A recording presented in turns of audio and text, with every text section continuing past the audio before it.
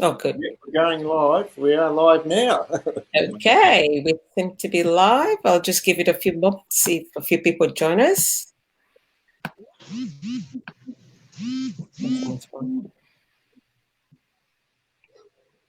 Okay, hello, and welcome to our third episode of the Global Youth Mental Health Awareness Show, where we have open conversations with the youth about mental health. I'm your host, Katinda Ndola, author of The Big Comeback and the founder of the Confidence and Self-Esteem Academy. Okay, now we're having an echo. Can you just make sure you mute anything that might be there?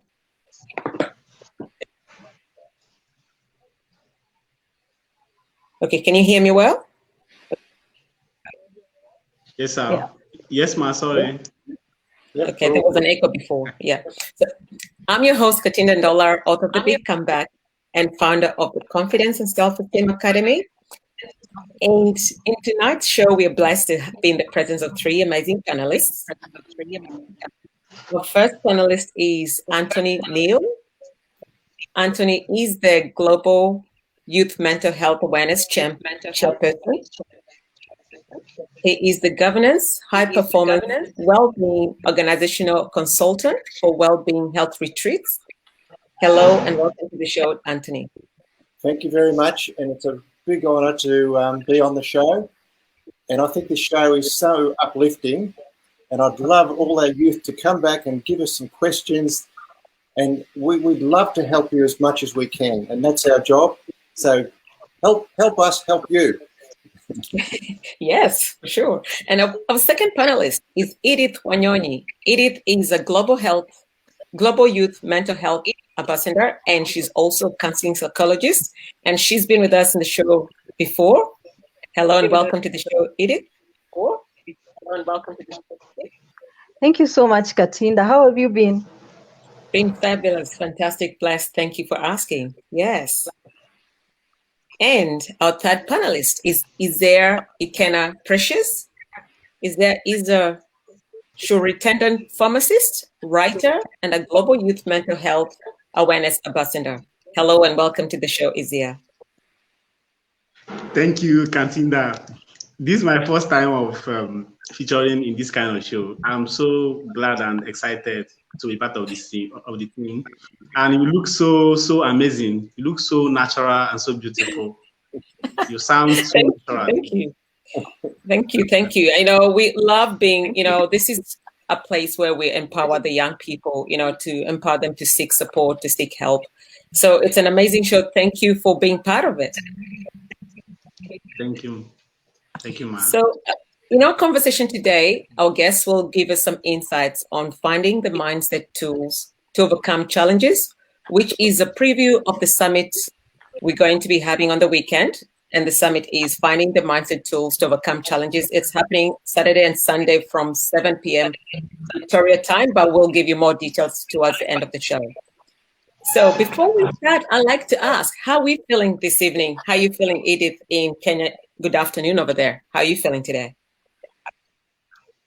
I'm feeling fantastic. I was actually just waiting for this conversation because I've missed you so much. Yeah, thank you. Thank you. So what about Tony? How are you feeling? I'm feeling really excited and enthusiastic that we can get the message across to everybody. And thank you, Katina, for organising this show. I think it's terrific. Thank you. What about Isaiah? How are you feeling? I'm feeling super excited. Excited? I'm feeling excited. Okay, so to start off, what are the root causes of mental and other well-being issues that young people are experiencing? This, Tony, is a question that I think would be a starting point for you. I'll start off with, it's just lifestyle. It's how you choose to live your life. You think about it. Behind me is a path. You see the path? Yes, yeah. Goes to your path. Do you know where you're going? Do you know what you're putting into your mind? Do you know what you're putting into your body? Your mind is so powerful. You've seen Star Wars. You've seen how Jedi can act and things like that. Why don't you be a Jedi? Be a superhero. Do the things which nurture you. Well-being is a big question. The big question is, do you want to be a well-being or do you want to not be a well-being? So to be a well-being, you need to look after yourself, to take care. Take care what goes into the mind, take care what goes into the body. So if you just do those two things only, that'll be a giant thing. And there's two other things to think about. Happiness. You choose to be happy or you choose to be sad. You've got that power. You've always had that power. You can choose to be happy. Because one of the things that in your own self-worth is it's really, really important that you be happy in your life. So you've got those two choices. Be happy and choose to live a life where you're very healthy. That's my key point. Wow, thank you, thank you. What about, is there, what would you say, what would you like to add? What are the root causes of mental and other well-being issues that young people experience?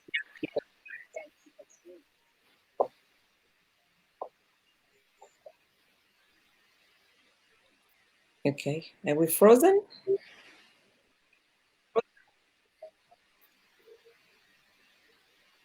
Is there, can you hear us?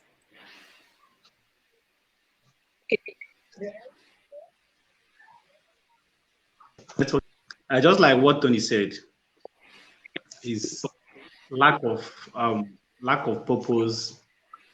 Lack of purpose. When you don't know why you are on earth, when you don't know exactly what you want to use your life to do, it can actually set you into a state of confusion, a state of depression. But when you have a clear cut, well-defined path, just like what Tony said, you'll be so focused, and by being focused, happiness will come. You can only derive true happiness by doing what you're supposed to do. Doing, discovering that talent in you, discovering that gift that God gave you to serve the world. That is the only time you can discover true happiness. And I want to add that you can't force happiness. You can't force happiness. You can only get happiness when you are doing what you're supposed to do as a creator. God actually created everyone for a specific purpose. Until you look in depth and then discover that the purpose with which God created you, until you discover that reason that caused your conception, you can never be happy on earth. You can't just force happiness. That is just the natural. Happiness is more or less organic. You can't manufacture it. So the major problem of the youth today is that they don't really look in depth. All they look at is just the trend. Whatever is trending, they follow it. They don't even know, the essence of such trend. And at the end of the day, they run into a problem. So the hallmark there is just discovering who you are and then, going after it with everything in you. And then trying to make something out of it that will benefit you. Thank you, thank you. What about Edith? What's your take on that? So looking from the psychological point of view, I'd say that mental health issues and well-being issues, we have so many underlying issues. Like, for example, I could say like childhood trauma, abuse, or neglect. So you'll find that some people face mental health issues because of how they were brought up or the environment in which they were brought up. Then we could have also discrimination, stigma, we have isolation, and also life experiences such as bereavement and unemployment or job loss. And also mental health issues could also emanate from genetics. So maybe if you have a history of a mental health issue in the family, it could also be an issue of mental illness and also chemical imbalances. So those are like biological factors that cause mental illness. Yeah, or mental health issues. Thank you. That's amazing. And now, Tony, what is a retreat and why is a retreat so beneficial to clients? A retreat is a getaway. Think of it as you're going into a different environment, and the reason that you want to go into a different environment is that you want to get away from the environment where you're getting all these other issues. It's a sacred spot where you can just get connected to yourself. You can, the things that happen at a retreat is that you have mindfulness. You reconnect to your own spirit. That's the other thing. You reconnect with nature. So that's the most important thing, and it's to ground yourself, to get yourself back from the hectic, busy world into a space where it's nice and safe and nurturing. And it's a space where you can actually grow yourself. So that's one of the things. So the benefits of retreat is rejuvenation. So you can rejuvenate yourself to get yourself back to be the best that you can. It's like a car. If you have a car and you're driving it for a whole year and you don't put it in for maintenance, it's not going to go too good. People are the same. We need to put ourselves into the garage, if you like, and do the maintenance and get our mind better, our bodies better. That's one way of looking at it. So that hopefully that answers your question.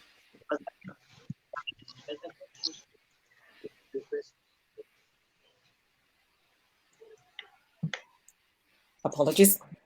I'm trying to mute to make sure we don't have any interferences. So, is there an Edith? What are your thoughts on retreats? Okay, I think a retreat is, I think a retreat is taking time for yourself, mainly to unwind and to just to think about yourself, to think about your life, and mostly if there's something that maybe something that is not going well with your life, so you can have time for yourself away from your normal routine, so that you can go and just unwind, rejuvenate, recollect yourself, trying to understand yourself more. Yeah. Thank you. Zia, what's your take on that? Okay, they have said so much about retreats, but to me, a retreat actually. Okay, we can't hear you very well. It gives one a privilege to come back to. Hello. We can hear you. You're cutting in and out.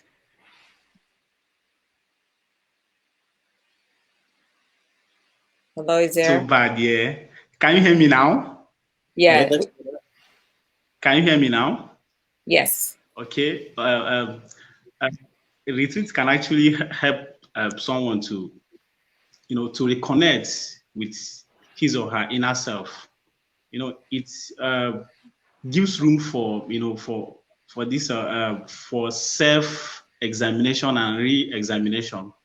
It gives room for someone to check whether if he or she is still on course. It can actually help someone to unwind. It can actually help someone to get out of that place that those inciting factors are. Right. Can you hear me? Yes, we can. You're cutting in and out, but we could hear you very well. Thank you so much. So just moving on. So what tools Tony, especially, what tools do you use for mental anxiety, stress, and depression that would help young people? I think it's just being mindful or just being aware of what you're doing. That's the key one, is to be noticing what you're thinking and what you're feeling, and then you can act upon it. A lot of us sort of go in autopilot. When we're driving, we don't know how we got from A to B. That's when we go into automatic mode. What we need to do is just stay in the present. Just take one step at a time and be very mindful. It's more or less just going forward. Now, one of the other things that we've got various other mindset tools, but one of those mindset tools is what we call the laws of the mind.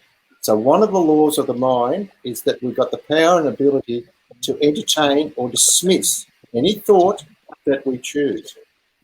So we've got that power. We've always had it. So the thing is, what are you entertaining in your brain? So that's a good one. And now I'll give you another one, which is an empowerment one for people who want to be Jedis. I've got the power and ability to insert any thought that I choose. So if you just worked on those two laws, just imagine how amazing your life's going to be.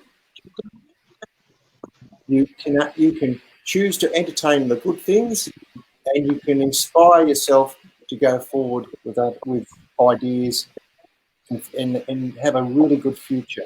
So those two things there are just two handy little tools that you could have. And they're easy. The thing is to practice, practice, practice, and notice what you're thinking. That's the thing. You've got to notice what you're thinking. And we can't monitor everything, but what we can do is, if we have a predominant thought that's happening all the time, is to notice that one and then deal with it. So that's two examples. So mindfulness, just be aware of what you're doing, what you're thinking. And the second one is you've got the power and ability to entertain or dismiss any thought that you choose, and you've got the power and ability to insert any thought that you choose. So those two tools in themselves are very powerful. Thank you. Is there, Edith, what do you want to add to that?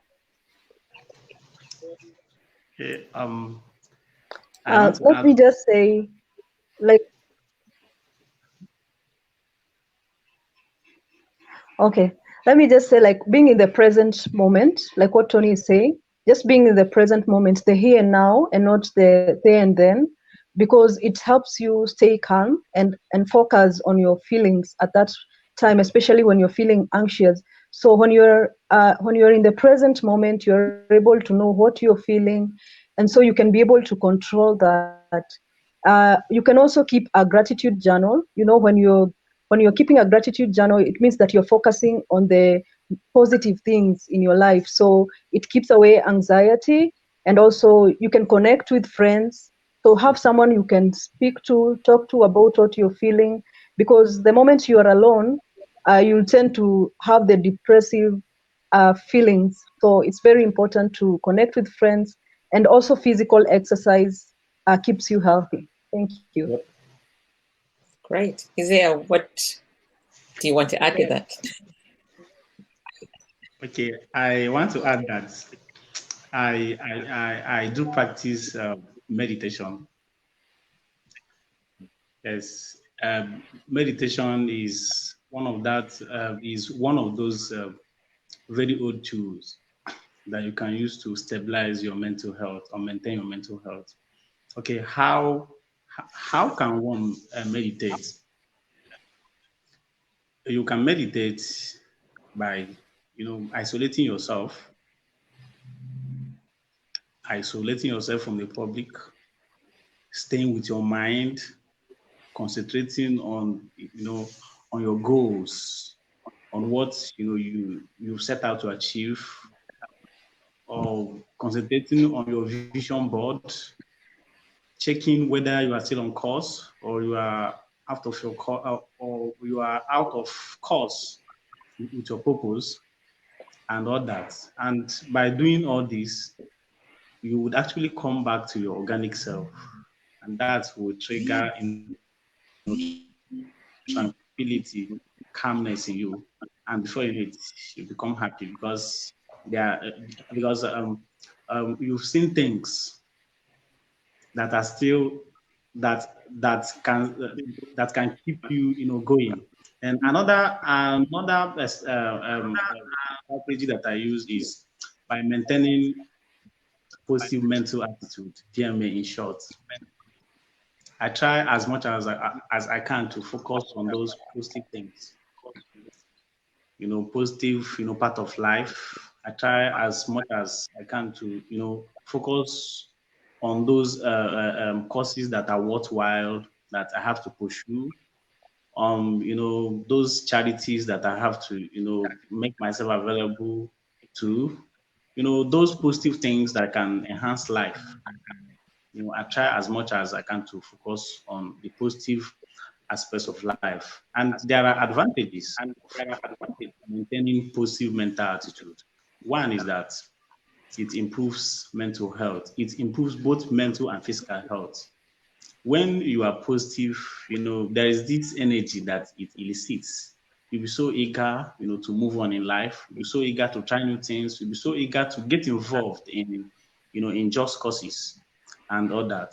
Then, and number two is that it paves way for success.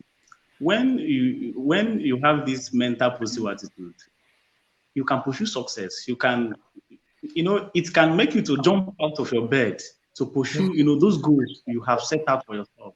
But when you are negative, it can be, it can be depressing, it can be energy sapping, So, and when you are sapped of energy, especially mental energy, you can't achieve anything. You can't even make yourself available for anything just. And then another one is that it increases productivity. Yes, when you are physically and mentally, you can be fit to be deployed to do, whatever things you are able to do.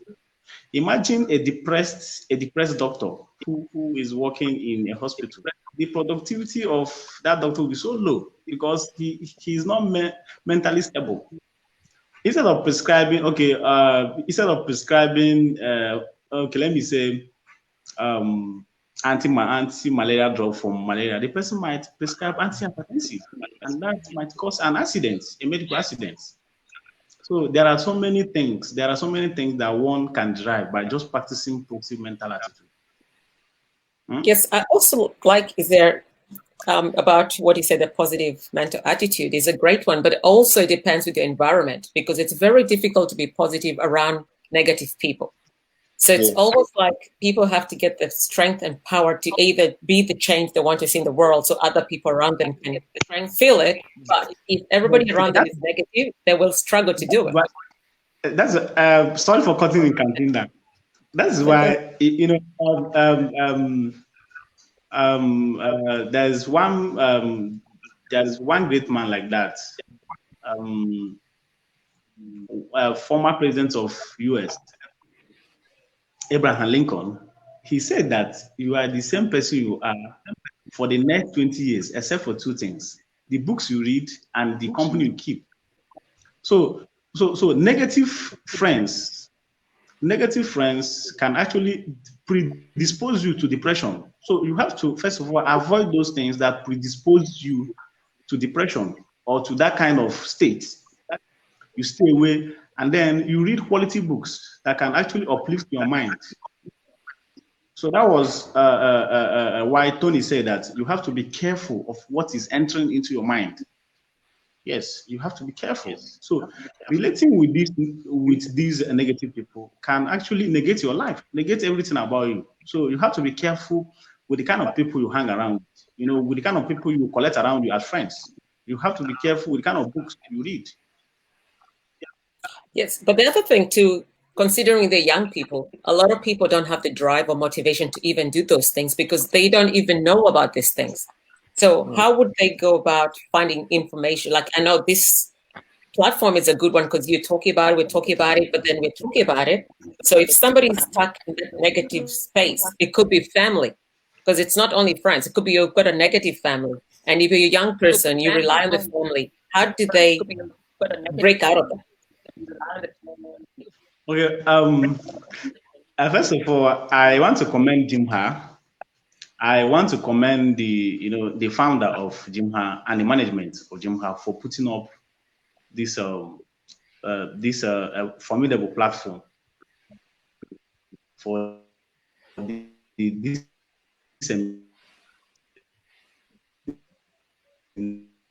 Okay, we can't hear you.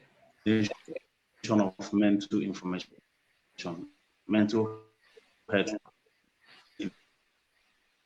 information. Is there? We can't hear you. First of all, the crusade or the campaign. Can you hear me now, Kantinda? Yeah, we didn't hear anything you said. Can you hear me? Yes, we can now. Can you? Okay.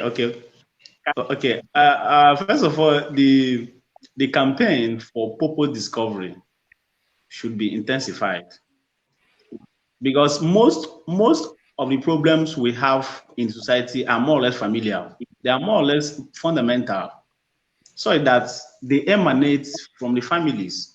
Most families don't even have vision for their children, and any family that is devoid of vision will bog down in depression. So the sensitization should first of all start from the family, and we shouldn't wait. Every hand must be on deck to sensitize youth on the importance of purpose discovery. Because if you don't know why you are here, you can't even be useful. You can't be mentally stable. You cannot be mentally stable. Everything boils down to knowing who you are. When you know who you are, there are things you cannot do, and there are things you can do. So when you don't know who you are, you can just do anything with your life. So the campaign should start from the family, because most of the problems we have today in society, they are more or less familiar. Okay, so we'll just keep moving because so the campaign should be intensified. Yes, thank you, Zay. In the interest of time, we've got more questions to address, so let's move this one. So we've got this other question, which is very, very important question. What tools do you do, especially Tony, what tools do you use to address addictive habits? One of the things that we've got is a habit loop routine. And what that actually does, it's a combination of mindfulness and other things that I've already mentioned. But what it actually does is that whenever you've got a habit, it's usually there's a cue or a trigger that starts it off. And it's to find out what that cue is. For instance, if I can give you an example, we got a person who's got a drinking problem. And the drinking problem is whenever they get bored, they don't know what to do with themselves, so they go to the fridge and get a can of beer out and they drink it. So it gives them, a little bit of satisfaction. And if they keep on doing that, it becomes a craving because they get more and more addicted to it. Okay, to stop that, what you do is that whenever you get bored, you do a different routine. But the thing is to notice it. I am bored now. So what can I do that's positive? Oh, I might choose to go for a walk, or I might choose to read a beautiful book. I might choose to do something else. And that's how you break that cycle of habit. So the thing is, you've got to keep repeating it, because a habits only exist because it's a repeated action that you do over and over and over again. It's sort of like riding a bike. Once you start riding the bike, it becomes autopilot. So a habit is another word for autopilot. So if you understand what your cue is, what the trigger is, what you have to do is understand what your routine is. Instead of doing that routine, you create a positive routine. And you can actually do that. And as long as you keep repeating it, and then say in about a month's time, you've done it, you've developed a new habit, and every time you get bored, you'll do something positive. So that's one method. Thank you. Edith, what is something you can add to that? Okay, I believe that addiction is learned. So it's a learned behavior.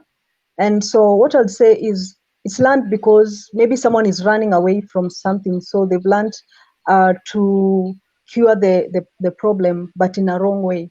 So there's a connection between the thoughts, the feelings, and the behavior. And so we can use the cognitive behavior therapy to as a tool for addiction. So this means that the thinking process and also the behavior, the way we think affects our behavior. So helping these people, we challenge the irrational thoughts or the negative thoughts that they have that makes them get to addiction. Yeah, so we will. So one of the tools is the cognitive behavior therapy, helping them try new or think positively. So it is challenging the irrational behaviors and also just helping them have coping skills, develop coping skills as well as problem-solving skills. Yeah, thank you. Thank you. I think we lost his ear. He dropped out. Okay, now what is mindset? Why is mindset so important for well-being? Tony.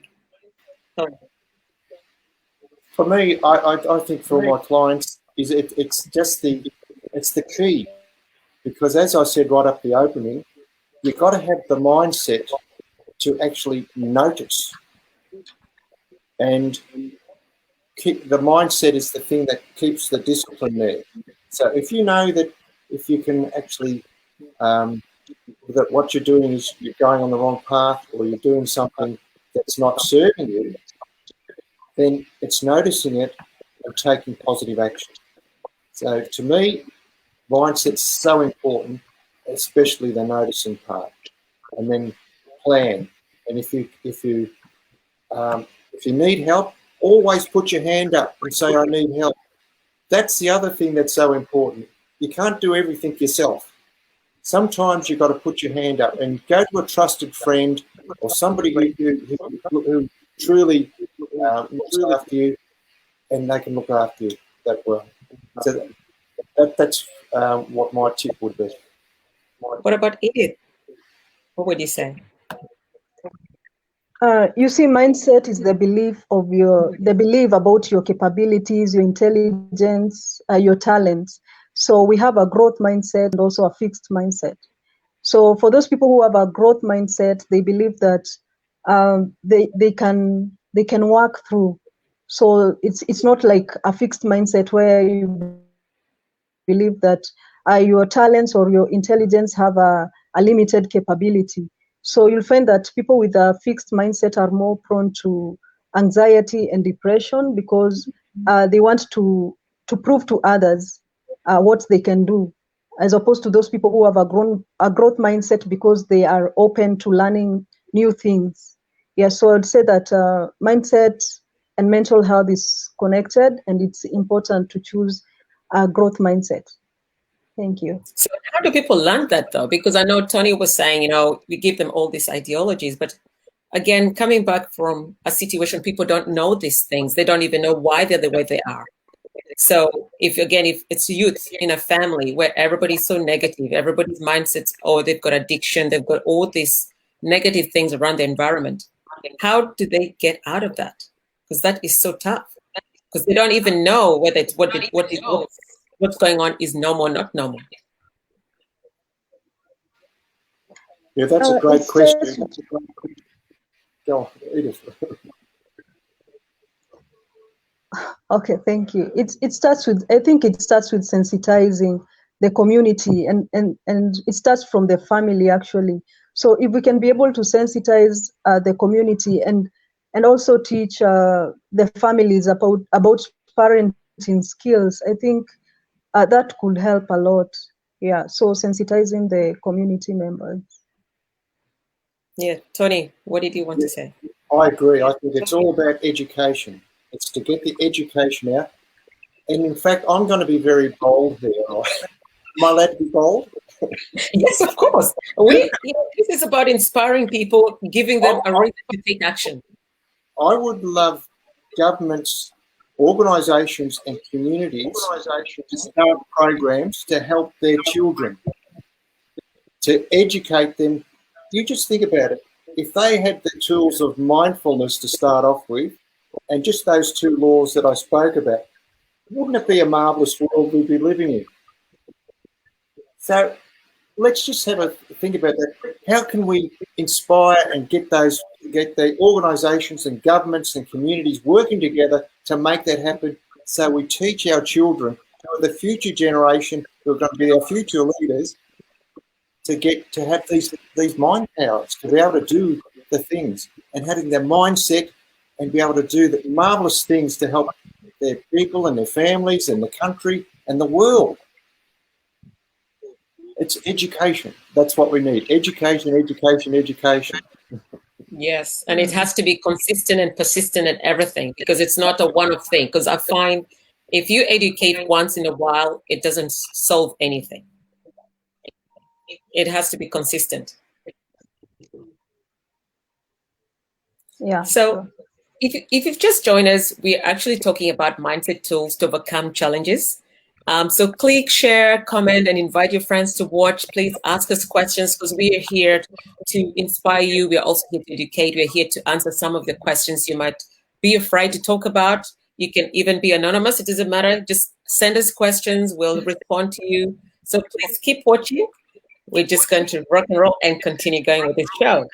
So, Tony, you were talking about governments need to do more in terms of promoting well-being. What are some programs you think, would you say maybe, like I know in Japan, they have mindfulness classes for the kids, and they start from a very young age. So the kids are already in Zen by the time they go to school. So what are some things we could maybe copy, or the governments or organizations could actually, what type of programs would they need to put in the community or schools or everywhere? Well, I'm glad that you asked that question. I've been waiting for that one. What I'd love to see is governments and corporates having policies for well-being. You think about it, if we had government policies and one of their top priorities is to make sure that all their citizens are in their best health, to have the best mindset, to have the best bodies and the best food. What a world we'd live in. And it just takes, it's really for people. We need to demand from our governments to get these well-being policies and procedures going. It needs to be in the schools.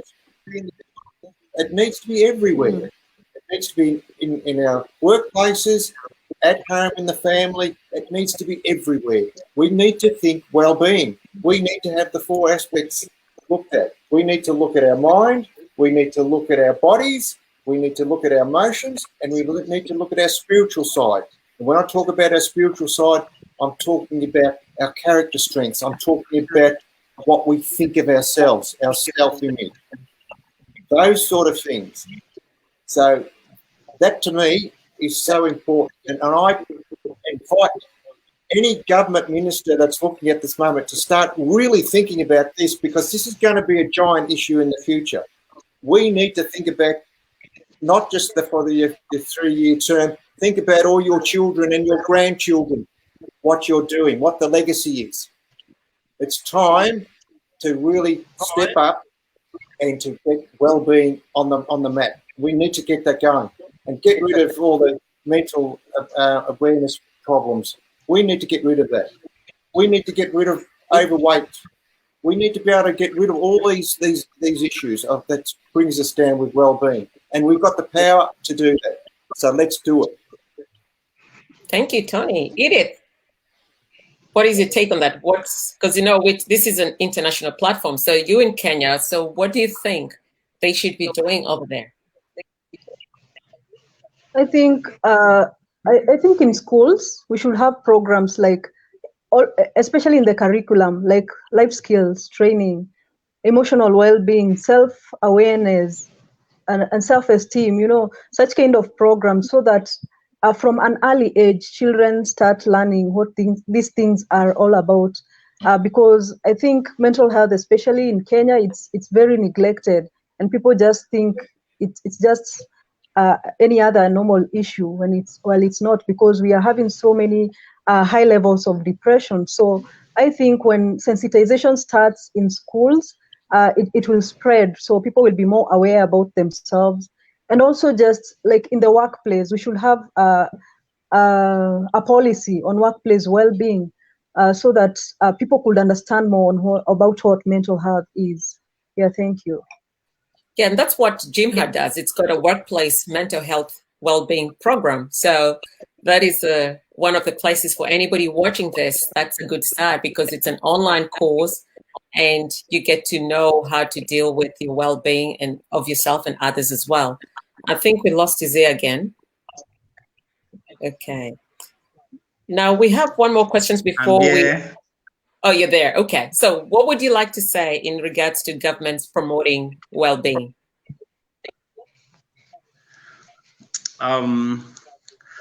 First of all,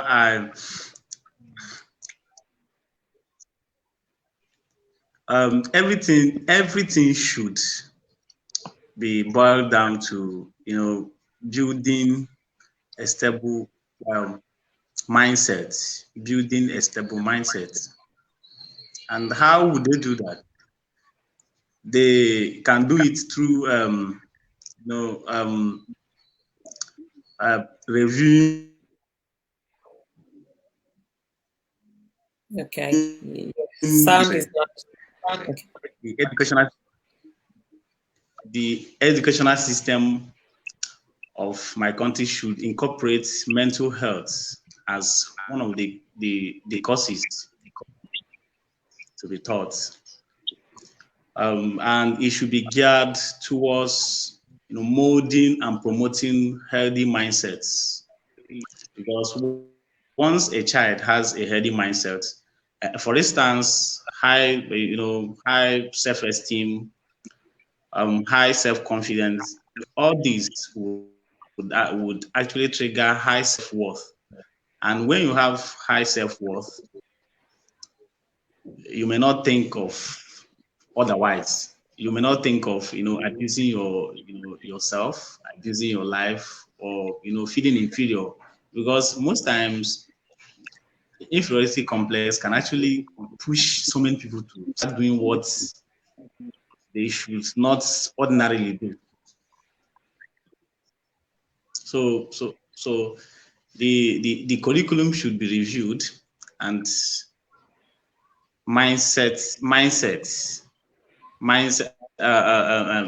that subject of mindset should be incorporated into the school curriculum. Thank you.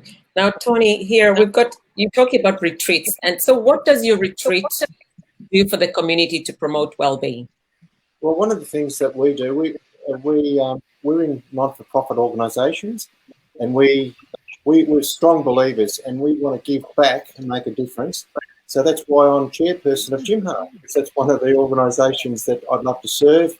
I don't get paid for this; it's all a free service, and I love to help people going forward.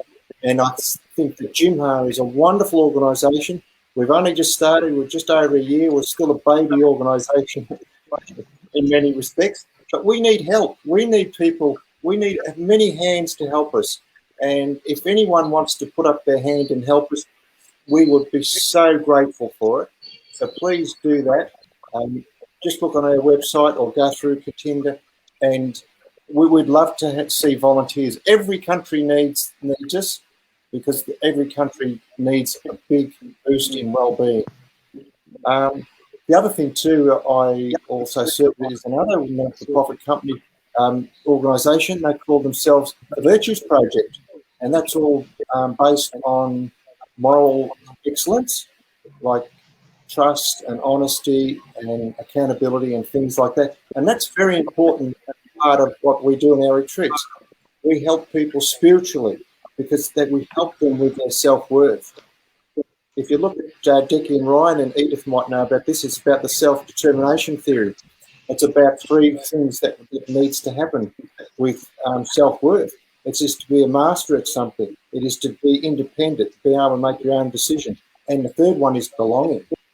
So if you have the character strengths to get those three components in place, you'll have really good self-image. So those are the types of things that I aspire, and I'd love to sort of educate people to get those traits, and that's what we need with our government. Our government needs a lot of accountability and integrity. So I know I'm probably getting beaten up for this, but I think it's so important that we get the message out. We want to empower the people, and we need to get that message loud and clear to the governments to help us out, because we need help, and we all need to go forward. And I better shut up now. I've said too much. Well, the reality is we all need each other for the world to be a better place. We can't do it alone. We have to do it with other people, and that means everybody. So, absolutely. Yeah. So I'll just maybe for 2 minutes, for the viewers that are watching, if you have any questions, please feel free to post so we can answer your questions. And if you don't post now, you can always ask later, and we can also respond. So that's not a problem. So we'll just wait for them to see if they can put any questions. But meanwhile, what else do you think people need to know? Edith or Tony, while we're waiting for some questions. Okay, let me say that on what the governments need to do, I think they also need to invest heavily on mental health, like in the facilities and also with the professionals. Because one of the challenges I found in Kenya is that we have limited facilities for mental health, and also professionals are limited. So when people have challenges, they actually don't know where to go to. So I think investing heavily in those two areas is very important. Yeah, I agree. Thank you. I agree, and I think we just put some more funding into all the resources for wellbeing. Yeah, but then why is it taking so long? I mean, we would have thought this, well-being is part of the human condition. It's something that should always be. Very good question. I'm glad you raised that question. And so we should ask all our leaders, why is it so? So everybody can just jump on the phone and ring up their Prime Minister or their President and ask them, why aren't we putting the effort in? What happened there? We have a question? Or? Here in Nigeria. Hello, you have a question? It's really awesome to be. Thank you very much. My name is Zan Ameaba, founder of the Mandatory Health Empowerment Initiative here in Nigeria, West Africa. It's really awesome to be connecting with the global community, especially the Global Youth Mental Health Awareness Program, the summit that is coming forth. I'm really looking forward to it, and I believe that it's going to be awesome. We're going to be learning so many tools, especially with respect to our mindset, with respect to the collection of beliefs and the collection of thoughts that we have, with respect to things and that is already affecting how we interpret, how we believe, how we perceive things around us. And I want to see how we can honestly give room, to growth, give room to expressing, in fullness, our mindset, and also give room to ensuring that you engage in positive self-talk. Get to know yourself, right? I look forward to seeing you guys in 10 days' time in this summit. It's going to be awesome. Do not miss it for anything, right? Have the best of time. Thank you very much. Thank you very much. My name is Zan Ameaba. Okay. Okay, that video was just talking about the summit, which is happening Saturday and Sunday from 7 p.m. Australian time. Okay, now for anybody who wants to join us in that summit, there'll be a link below this video. Please click the link to join us on Saturday and Sunday. It's going to be mind-blowing. There'll be a lot of tools that people can actually use to learn how to master their mindset and how their well-being and everything. And there'll be some of us who'll be there. I think Donnie's there. I'm not sure. Is Edith, are you also on the summit? Yeah, sure. Yeah. So are you also on the summit? I did not see my name, ma.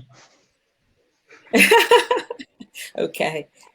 Yeah, so the summit is on Saturday and Sunday, 7 p.m. Australian time. Just click on the link. We'll have the different time zones for the different countries and continents as well. So it looks like we don't have any questions. There are no questions from the viewers. Now, Izia, did you want to say something? Because you got cut out before when we're talking about the governments and everything. Yeah. I have something to say.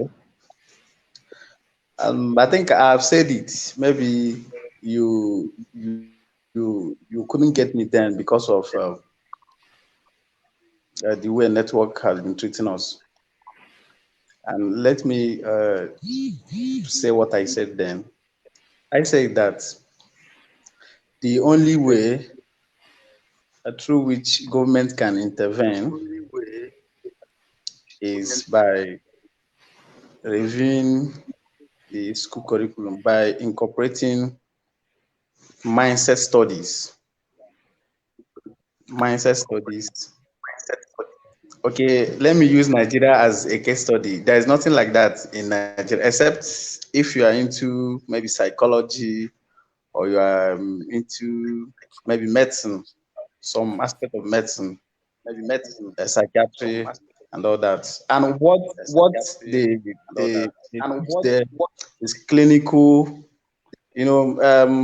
mindsets that are clinically oriented. So not really the all-encompassing mindset. So mindset studies should be incorporated in our school curriculum. Through that, the mindsets of the children and the students will be refined. Some qualities like self-worth can be taught. Self-confidence can be taught. How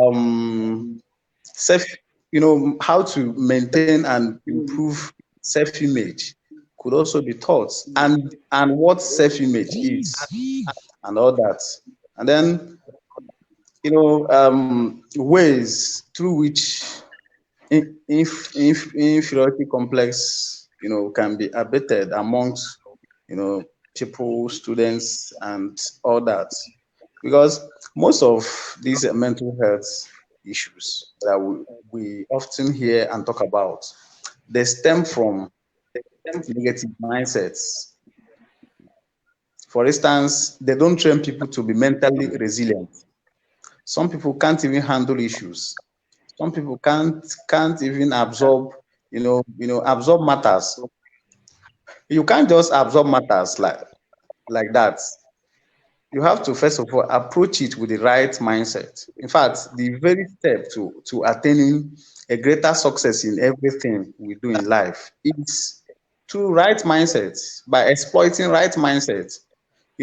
Teach them, on the importance of using right mindset or approaching things, through that perspective, through that, right mindset perspective. Because there are things that happen to us most times. They are just there to teach us lessons. And there are too many lessons that can be derived from such an event. But but we can only harness those lessons by approaching it the right way, by employing right mindset tools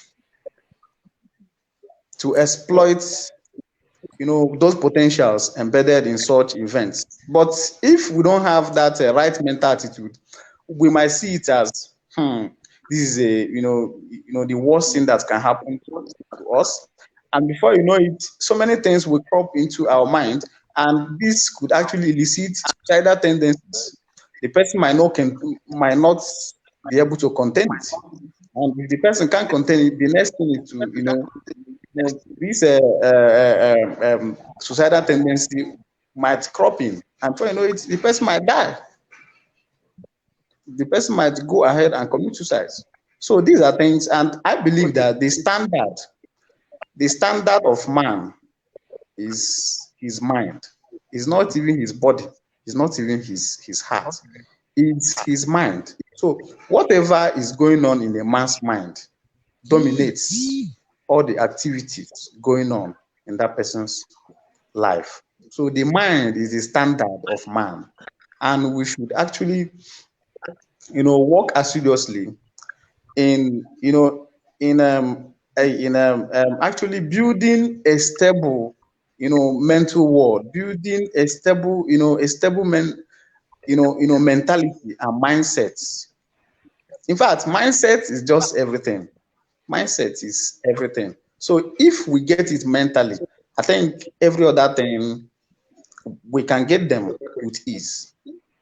So government should lay more emphasis on, teaching right mindsets to the students and even the citizens.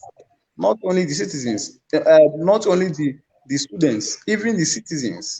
The reason why the world, the reason why the world is like this is because of the kind of mind. There is no congruency in mindsets. What the psychologists call mental congruence. People are of different mindsets. People are of the divergent mindsets. So that's why you see that things are not just flowing well because of different mindsets. And mindsets can emanate from different aspects of life. It could be religion, it could be anything. It could be anything. So mindset is very, very important. Mindset is very, very important. Appropriate mindsets, in fact, appropriate mindsets entrench good leadership. Yes. In fact, when I'm talking about leadership, I'm talking about personal leadership. If you can have total control of your life, that's what I call personal leadership. In fact, you may not have much problem in life if you can take full control of your life. And that personal leadership can only stem from proper mindset. Yes. So, and personal leadership to public leadership. You cannot be a good leader when you cannot govern yourself appropriately, when you cannot, lead yourself, when you cannot be a good steward of your. So have you seen that mindset is just everything? Mindset is everything. Thank you, Zia. Even your health, even your success, everything around you is mindset. Thank you. I'm just wondering, I know when you're talking about personal leadership, there is actually a book. I can't remember what the book is. And there's a book that actually teaches people about personal leadership. And it says, if you cannot control your emotions, your mind, yourself, how can you be out there trying to be a leader of other people when you've lost total control of yourself? And we find, I think, that is a very good thing, because there's a lot of leadership in the real leadership roles who have lost the plot in themselves, but they're out there leading other people. So it's a very good point. I like that. And also just talking about change, we can't also wait for the governments to always do everything. We also, as citizens, we have a role to play. And I think change starts with us. Like Gandhi said, be the change you want to see in the world. And we can't sit around and just wait for, okay, we know we want the governments to do something because they can. But at the same time, what is our role as the human being in the planet? We need to also do something. If we know, if we're enlightened and insightful, we should start the change so that people around can learn from us. So I'm a big believer in that as well. So it's not about, it's what did JFK say? It asks not what your country can do for you, but ask what you can do for your country. Yes. So we have to, yes. So before we go, because we look like time is running out, before I conclude, I always like to know some ways you protect and manage your mental health and well-being. So Edith, what is one thing you do for yourself on a daily basis to check in with your mental health and well-being? So this year, I started out something different. Last year, I was all about meditating. So this year, I started out something different. Like every evening, I take a walk. And that keeps me sane. Just taking a walk from the day's activities. So in the evening, I take a walk. Yeah. Great. What about, what is something you do for yourself on a daily basis to check in with your mental health and well-being?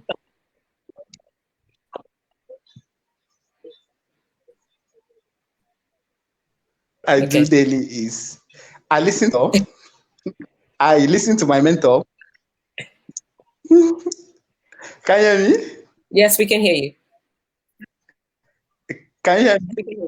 Okay, I listen to my mentor and my mentor is late Miles Monroe.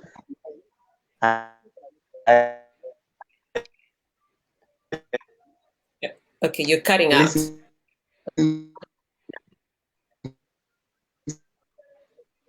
Your line is cutting out. We can't hear you. Him every day. Can you hear me now? Yes, it's a bit better, but we can't see you. It's okay. Can you hear me now? Yes, we can. Okay. What I do to my mental health is this. Just one thing. I do it every day. I listen to my mentor, late Dr. Miles Monroe, every morning. I listen to his teachings. Fantastic. Thank you. What about Tony?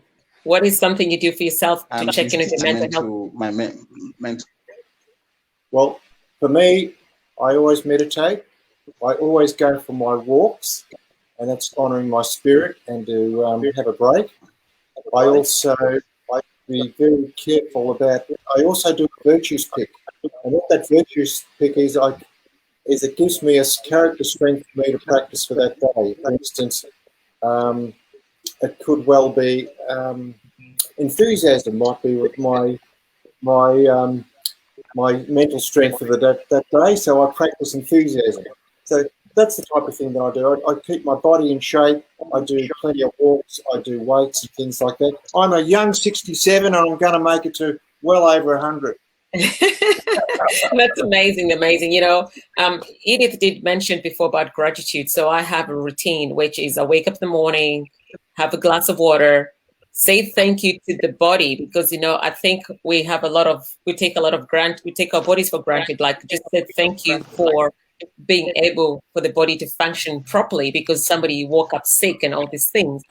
But then I do 20 minutes meditations, and then I do 20 minutes physical exercise, and then I write in my gratitude journal morning and night. So that's just routine. And in between the day, I always remember to say thank you, because I believe gratitude is all there is. And I always say to everybody, if there's one prayer that you can say and you say to yourself all the time, it's always thank you, because that is so powerful, so powerful. So before we go, how can people find you? So Edith, if someone wants to get in hold of you, give us one place, social media, that they can find you. You can find me on Facebook and also on YouTube as Edith Wanyonyi. Thank you. Yes, what about? I think those are the platforms that you can find. Thank you. What about Isaiah? Where can people find you if they would like to talk to you? You can find me on Facebook, Ikenna Asia. You can find me on LinkedIn, Ikenna Precious. You can find me on Twitter, Ikenna Precious. Thank you very much. What about Tony? Where can people find you? You can find me on wellbeinghealthretreats.com. I'm on Facebook and I'm also on LinkedIn. Yes, and is that just your name that's on the screen? Yes, Tony Neal for LinkedIn and also Facebook, and my website wellbeinghealthretreats.com. Thank you, thank you, thank you so much. Now, just before we finalize, again, we've got the summit Saturday and Sunday. So please, viewers, if you're watching, join us. It's going to be amazing. It's talking about mindset tools and how you can overcome challenges. There'll be a lot of speakers who are talking about all the different tools and strategies that you can apply in your lives to help your family, to help your community, to help your country, to help the planet, because we are all in this together. So thank you, Edith. Thank you, Isaiah. Thank you, Tony, for sharing your insights on mindset tools that can be used to overcome challenges. And I want to thank you, viewers, for being a fabulous audience and for watching the Global Youth Mental Health Awareness Show. Please don't forget, click the link for the summit. And before we go next fortnight's show, we're going to be talking about the correlation between addiction and disease burden, HIV, AIDS, domestic violence, and gender-based violence. So until next time, take care and good night and good day and good afternoon. Bye for now. Bye. Bye. Bye, Tony.